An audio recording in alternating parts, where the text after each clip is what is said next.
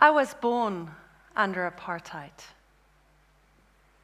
And apartheid itself is a word that comes from my original language, Afrikaans, and means to set apart, to be in a state of separation.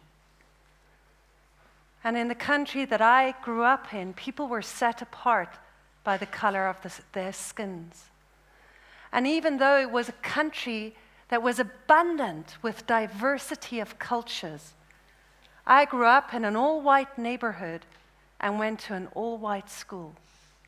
And it did not sit comfortable in my body as a child.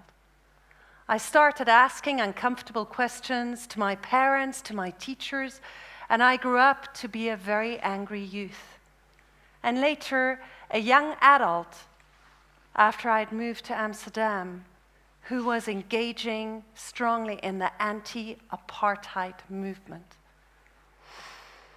I also studied cultural anthropology and linguistics with the hope that I would be able to learn how to use communication and language to heal the gaps between people, to heal what was broken apart.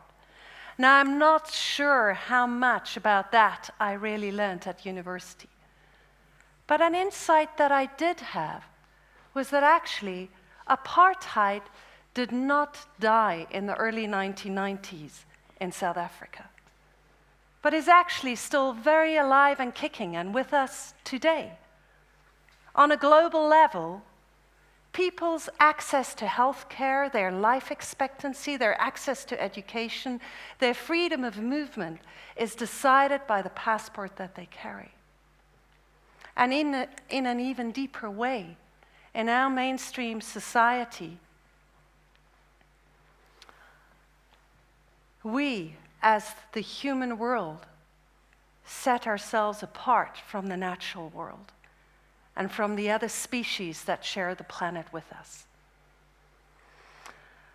So, today, I would postulate that we need to still abolish apartheid in a deep way. And if we want to share this experience and change the road that we are currently on, the highway that we are on, which we know is destructive to the living systems that we are an integral part of, I believe that we need to shift the way we move and move away from the high streets of the main street to follow some of the roads less traveled,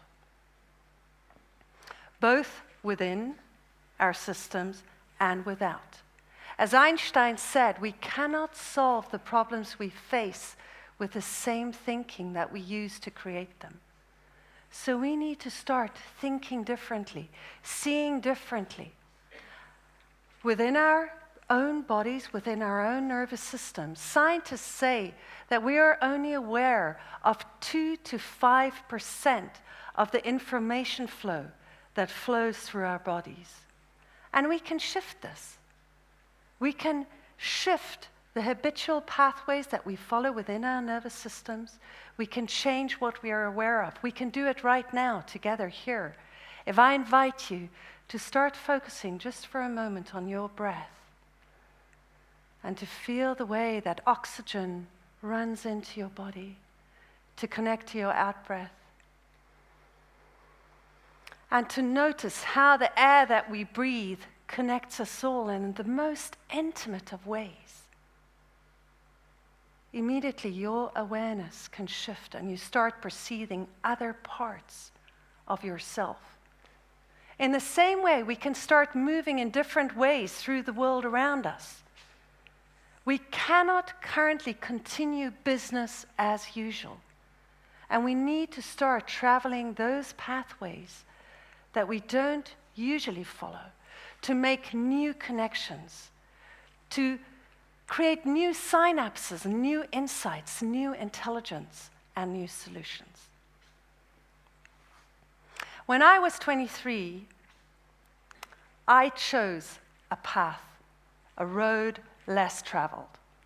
This was 1991, a time when Nelson Mandela had just been released from prison. And violence in South Africa was at a high. And I decided that it was also clearly the time where apartheid was breaking down in South Africa anyway, and my activism was no longer needed. So I decided to go back to South Africa and go on a pilgrimage through my country, walking into all those areas where I hadn't been able to go before. And I was told by my friends that I would very likely be killed in the process, or at least raped.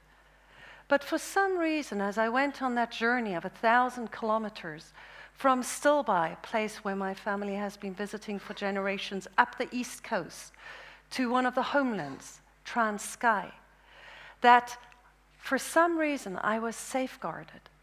And I kept running into people who were so absolutely surprised and amazed by seeing a young white Afrikaans woman walk through black townships, walk through deserted pieces of landscape, sleeping outside, having very little money, living off the food and the water that people offered me as I walked.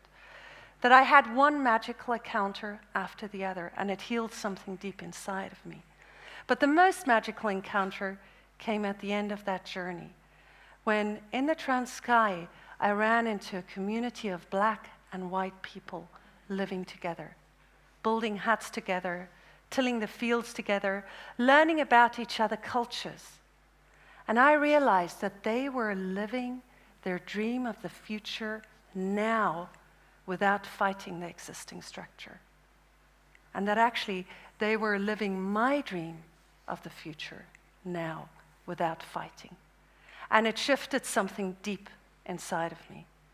And since then, I've been on that journey, which led me into a whole web of roads less traveled that moved me to travel around the world following a red thread of word by mouth information as people told me to go from one place, one eco-village to the next, and find out about this magical movement where people everywhere come together to create the future that they dream of in the now and rebuild the connections to the systems, to the people around them. Both in the form of intentional communities, people coming together, but also many indigenous villages where people understand that if they don't design their own pathway into the future, others will do it for them.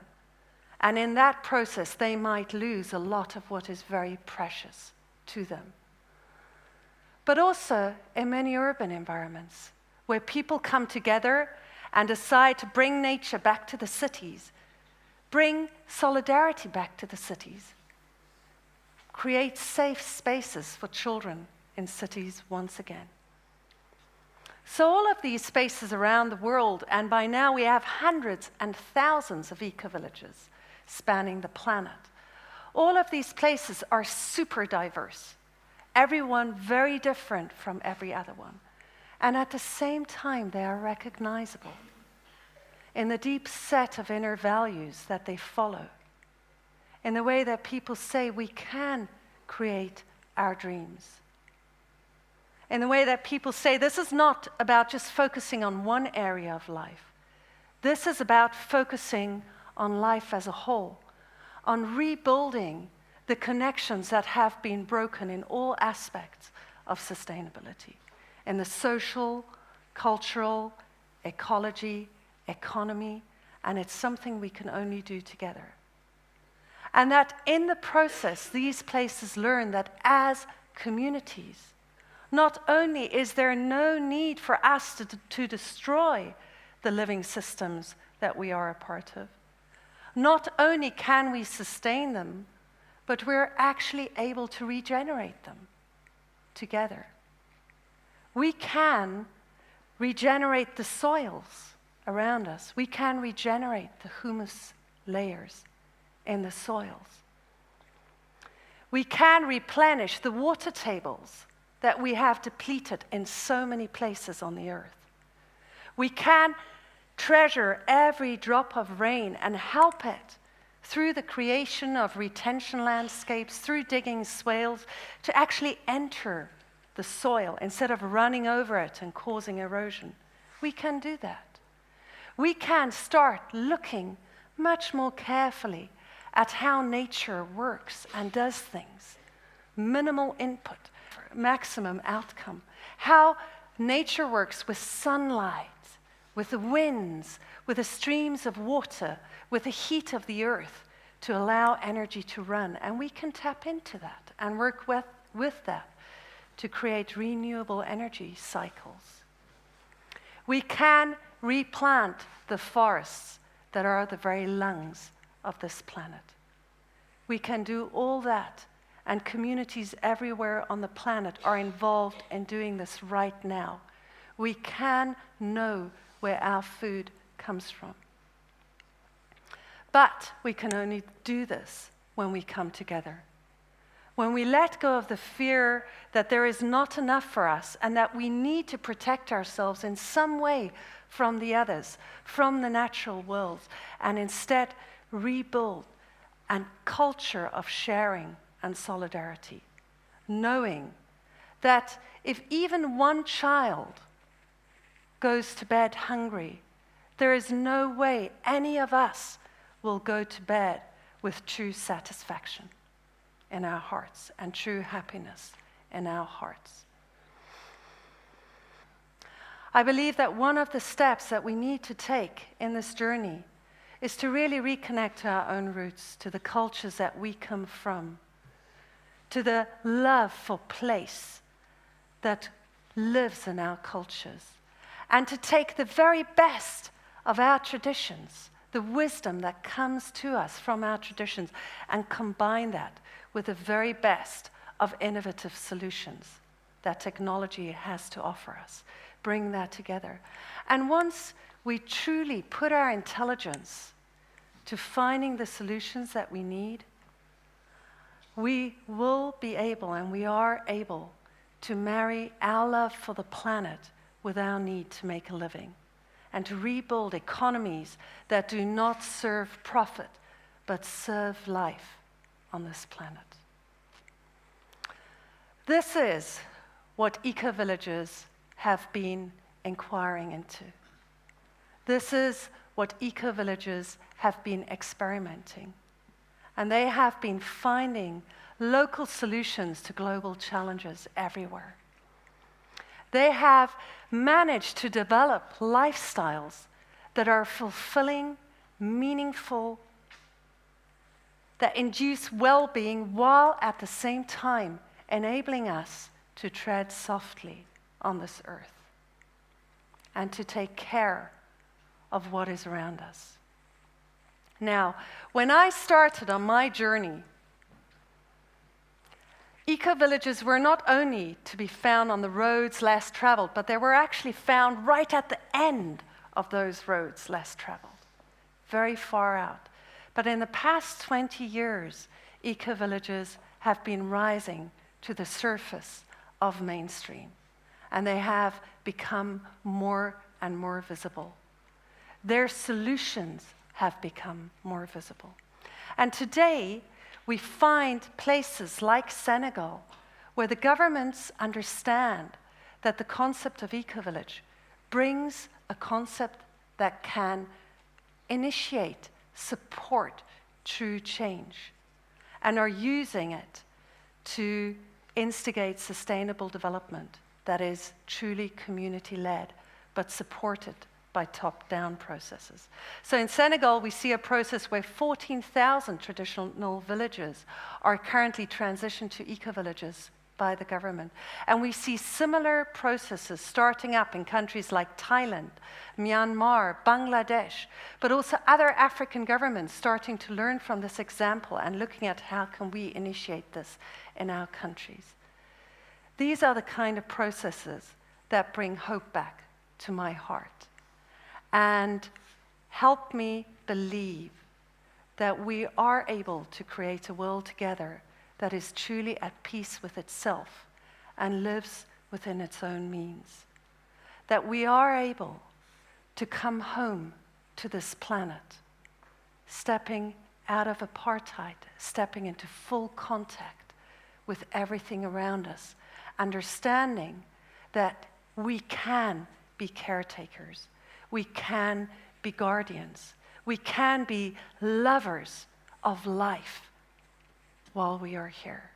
So, today, I would like to ask you, what are the roads less traveled in your life? What are those roads less traveled that are calling to you to change your habits and close a gap by traveling somewhere unfamiliar within and without? Maybe there's people that you need to have a conversation with, something that you need to listen to, someone that you have been evading. Maybe you want to and you long to connect more deeply to your roots and come in alignment with your higher purpose. Maybe you want to find out more about the ecology of your everyday life. Where does your water come from? Where does your food come from? Where does your energy come from? Which ecosystems around you can you enrich? Maybe it's the windowsill in your kitchen. Maybe it's around the tree in front of your house. And where do you want to change the economy of your life and focus on sharing instead of personal profit? Most of all, where is that circle of friends that you want to create future with? Another world is not only possible, she is on her way. On quiet days, I can hear this new world breathing. Thank you.